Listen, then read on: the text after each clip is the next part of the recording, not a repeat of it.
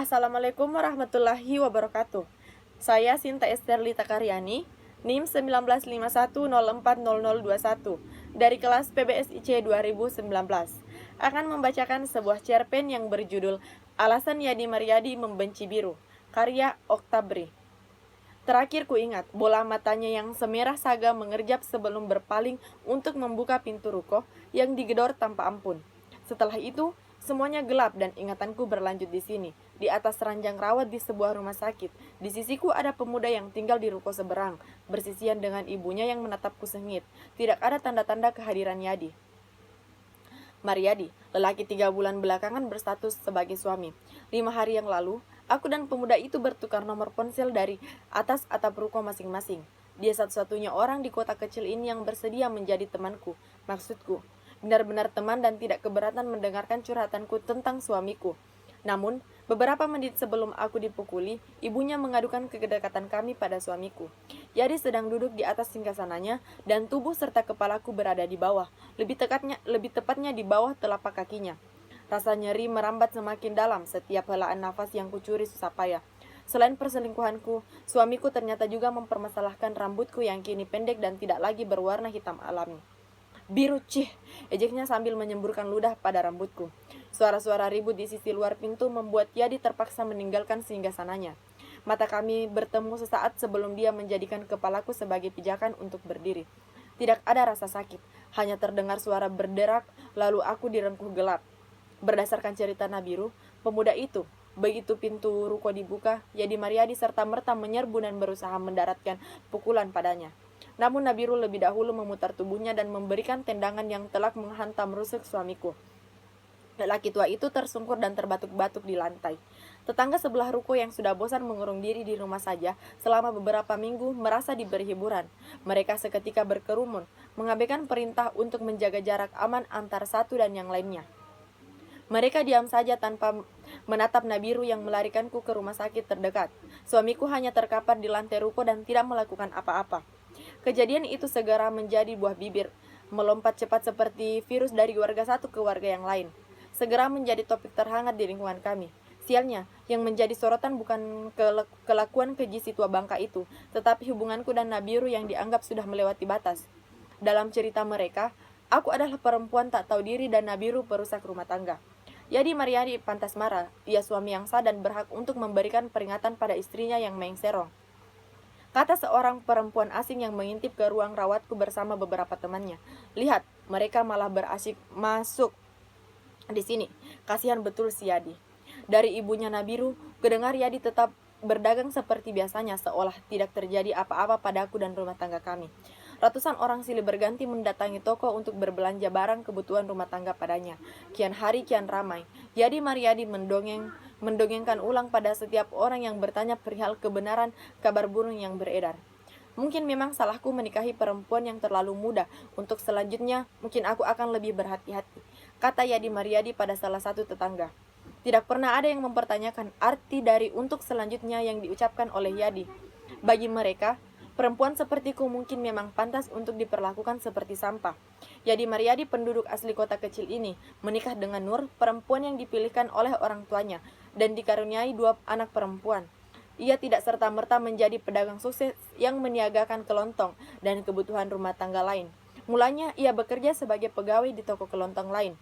Lalu, nekat menjual rumah warisan orang tuanya untuk membeli ruko dan membuka toko sendiri. Kehidupan berubah, tetapi satu hal yang tetap ia pertahankan adalah kebiasaannya main tangan pada anak-anak dan istrinya. Setelah 30 tahun menahan diri, istri Yadi menuntut cerai. Yadi mengira istrinya hanya bercanda saat itu. Namun anak-anak yang berdiri di belakang sang ibu membuat tawanya menguap seketika. Mereka menyatakan keinginan untuk bebas dari penjajah berkedok ayah dan suami. Perpisahan menjadi topik panas selama beberapa bulan. Warga sekitar memang tidak asing pada kebiasaan main tangan tiap kali Yadi Maryadi naik pitam, sehingga mereka mewajarkan keputusan Nur dan kedua putrinya untuk pergi. Cerita kehidupan Yadi semakin hangat karena tidak lama setelah kepergian 3 perempuan sekaligus dari hidupnya, si tua bangka itu memboyong aku, istri barunya dari pulau seberang, dengan jarak usia yang bertaut 25 tahun. Sudah barang tentu aku seakan berdiri di bawah Lampu sorot kemanapun aku melangkah di kota kecil ini. Siapa yang menduga bahwa pria yang seluruh rambutnya sudah memutih seperti Yadi Mariadi akan bertingkah selayaknya remaja yang tengah dimabuk asmara, bucin, kalau istilah remaja zaman sekarang, oleh orang-orang. Yadi pun dijadikan contoh bahwa manusia dengan sumbu pendek sekalipun akan bertukuk lutut saat dilindas oleh cinta. Kesempatan kedua kali itu selalu ada, kata Yadi. Setiap kali ada rekannya yang bertanya, kita selalu bisa memperbaiki kesalahan di masa lalu, selama kita mau belajar dan berubah. Tanganku tidak pernah dia lepas dari genggam acap kali kami menghabiskan waktu di luar. Kalau tidak bergenggaman tangan, dia akan membenamkan jari-jarinya ke rambutku. Rambut yang sepanjang betis adalah alasannya jatuh cinta padaku, katanya pada malam pertama kami. Hari-hari berlalu dengan cepat sampai orang-orang menemukan hal lain yang lebih menarik untuk dibicarakan, yaitu COVID-19. Namun hal itu tidak bertahan lama karena sekali lagi Yadi Mariadi menjadi sorotan. Tua bangka itu bersikeras ingin tetap membuka tokonya, meskipun pemerintah setempat tengah menggaungkan anjuran untuk diam di rumah aja. Aku tentu saja tidak berdiam diri dan mencegahnya membuka toko di tengah pandemi. Untuk apa takut virus? Tinggal semprot-semprot desinfektan, kelar. Katanya di tengah perdebatan kami. Aduh Gusti, kalau memang semudah itu, tentu virus ini tidak akan memakan jutaan korban. Untuk membalas kekeras kepalaan kala itu, aku nekat keluar rumah untuk memangkas rambutku. Rambut yang mulanya panjang sebetis menjadi tersisa sebahu. Senang sekali rasanya saat rambut yang menjadi alasan si tua bangka itu tergila-gila padaku musnah dalam sekejap mata. Karena kurang dramatis, sekalian saja kuwarnai dengan gradiasi berbagai warna biru. Selama di salon itu, aku mendengar orang-orang membicarakanku dari belakang. Mereka bilang, aku menikahi Yadi Mariadi karena uangnya. Tentu saja, memangnya perempuan waras mana yang mau diperistri oleh pria paruh baya itu kalau bukan demi harta. Sayangnya, belakangan aku baru menyadari bahwa otak Yadi Mariadi hanya bekerja dalam urusan uang dan selangkangan. Kemudian singkat cerita, aku berkenalan dengan Nabiru. Biru, kenapa kamu mengorbankan diri demi aku? Sekarang semua orang menganggap kamu seorang pelakor, kataku pada Nabiru yang masih setia menemaniku di kamar rawat. Ibunya sudah lama pulang. Pemuda itu terkekeh, aku tidak merebut suami orang loh, candanya. Pemuda itu menatapku, jauh ke dalam.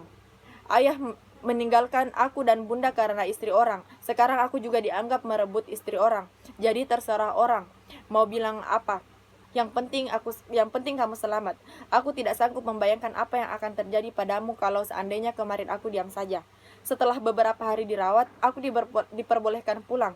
Selagi Nabiru menurunkan tas perlengkapanku selama di rumah sakit, aku mematut diri di spion tengah meski tubuhku penuh lebam dan perban membebat pelipisku. Aku tersenyum puas, rambutku masih tampak seperti mahakarya.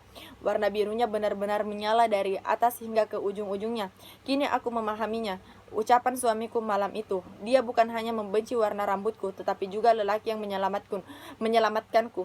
Biru Nabiru. Tidak perlu 30 tahun yang menyiksa. Detik ini juga sudah memutuskan aku akan meninggalkan Yadi Mariadi. Saat turun dari mobil, sengaja aku menyambut tangan Nabiru dan tidak melepaskannya lagi, sekalipun suamiku menyaksikan kedatangan kami dengan mata semerah saga. Sekian, wassalamualaikum warahmatullahi wabarakatuh.